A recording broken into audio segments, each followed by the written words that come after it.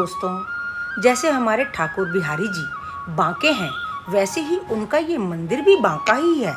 यदि आप सनातन धर्म के अनुयायी हैं तो बांके बिहारी मंदिर के दर्शन करने कम से कम एक बार तो जरूर ही गए होंगे। यदि अभी तक नहीं गए हैं तो मेरा इस व्लॉग को पढ़ने के बाद में आप अपना प्रोग्राम अवश्य बनाइए, चूकिएगा नहीं। परंतु जाने से पहले यदि आप बांके बिहारी जी के विषय में कुछ रोचक तथ्य की जानकारी लेकर के जाएंगे तो आप उनके दर्शन और भावपूर्ण गरिमामयी स्थिति से कर सकेंगे। तो आइए जानते हैं अपने प्रिय बांके बिहारी जी के विषय में कुछ। श्री बांके बिहारी जी को प्रकट करने वाले स्वामी श्री हरिदास जी थे। श्री हरिदास जी तानसेन के गुरु थे। उन्होंने 12 वर्षों तक निधिवन में जाकर के संगीतमय तपस्या करके भगवान को प्रकट किया। श्री राधा कृष्ण ने हरिदास के पास रहने की इच्छा व्यक्त करी।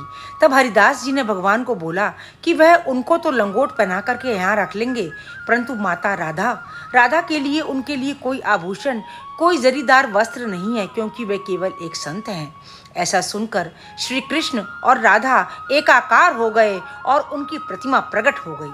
फिर हरिदास जी ने इनका नाम बांके बिहारी रखा और आज उन्हीं की कृपा से हम सब अपने प्रिय बांके बिहारी के दर्शन करके फलीभूत होते हैं। इस मंदिर में साल में सिर्फ एक बार ही बांके बिहारी जी के चरणों के दर्शन होते हैं। वह दिन होता है अक्षय तृतीया का, जो वैशाख मास की तृतीया पे आता है। दोस्तों, इस मंदिर के दर्शन करने के पीछे यह भी प्रचलित मान्यता है कि बांके बिहारी की छवि को लगातार देखने से भक्त श्री कृष्ण की भक्ति में वशीभूत होकर उनके साथ ही चला जाता है। इसके लिए मंदिर में उनकी मूर्ति के आगे एक पर्दा लगा हुआ है जो हर 2 मिनट में हिलता है, ताकि कोई भी बांके बिहारी को एक टक न दे सके। माना जाता है कि उनकी मूर्ति में इतना आकर्षण है कि लोग उन्हें देखते उनके साथ ही खिंचे चले जाते हैं। साथ ही हमें हमारे बूढ़े यह भी बताते हैं कि ठाकुर जी का विग्रह इतना सुंदर है, इतना अलौकिक है कि उसको एक टक देखने से ठाकुर जी को नज़र लग जाती है। इसलिए बार बार पर्दा हिला करके उनको एक टक रोकने की प्रक्रिया को रोका जाता है। इसके अतिरिक्त जब आप बांके बिहारी के दर्शन करेंगे तब आप देखेंगे कि उनके हाथों में बंसरी नहीं है, क्योंकि बंसरी केवल शरद पूर्णिमा के दिन ही उनको धारण कराई जाती है। इसी प्रकार मंगला आरती न पा करके आप सोचेंगे कि ऐसा क्यों। मंगला आरती न होने के पीछे भी ये एक कारण है, क्योंकि कृष्ण और राधा तथा उनकी सखियां रात भर रास लीला करते हैं, तो सुबह सुबह आरती करने से उनकी निद्रा भंग होती है।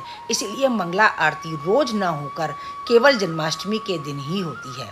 इसके अतिरिक्त श्रावण तीज के दिन ही ठाकुर जी झूले पर बैठते हैं और उनके दर्शन होते हैं। दोस्तों, हम सब बांके बिहारी के चमत्कारों, उनकी कृपा से तो वाकिफ़ हैं ही, लेकिन क्या आपको पता है कि उनको यह नाम क्यों दिया गया? आइए बताते हैं।